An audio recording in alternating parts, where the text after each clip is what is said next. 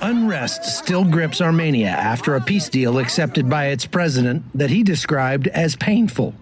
Since September, the citizens here have been under attack from their neighbors, Azerbaijan and Turkey, over the region of Nagorno-Karabakh.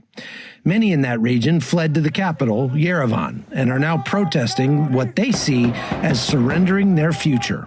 For months, the entire country supported the war effort, even as the Azeri military continued to pound civilian areas. This has become an existential issue.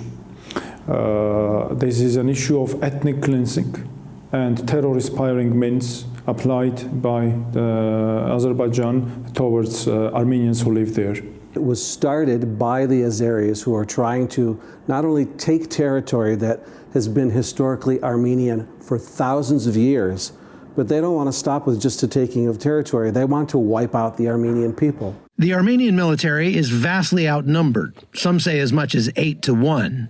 After the Azeri military claimed to have taken the region's second largest city, Shushi, the situation turned dire. They're backed openly by the Turkish government, who on the one hand say there was never a genocide, and on the other hand will say, now we're coming to finish what we started. But Armenians say this fight was about more than a territorial dispute. The first nation on earth to officially embrace Christianity, and that is something that the Turks and the Azeris don't want.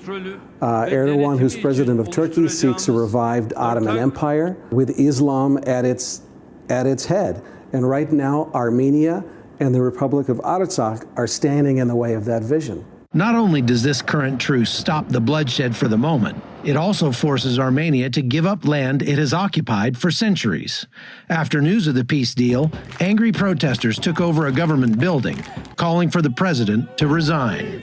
Tens of thousands of people have been displaced in this conflict, and many of them have taken up shelter here in Yerevan with their family, with friends, or some people are just taking in refugees out of the goodness of their own hearts.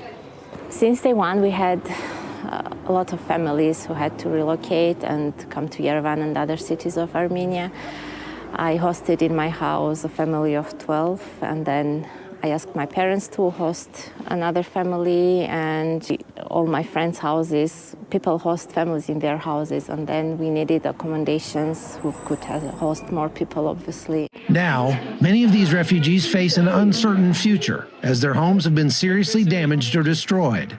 Russian peacekeepers patrol the ground in the Nagorno-Karabakh, but the people of Armenia say this crisis is far from over, and they fear their rich religious history will soon be wiped out in the areas they no longer control.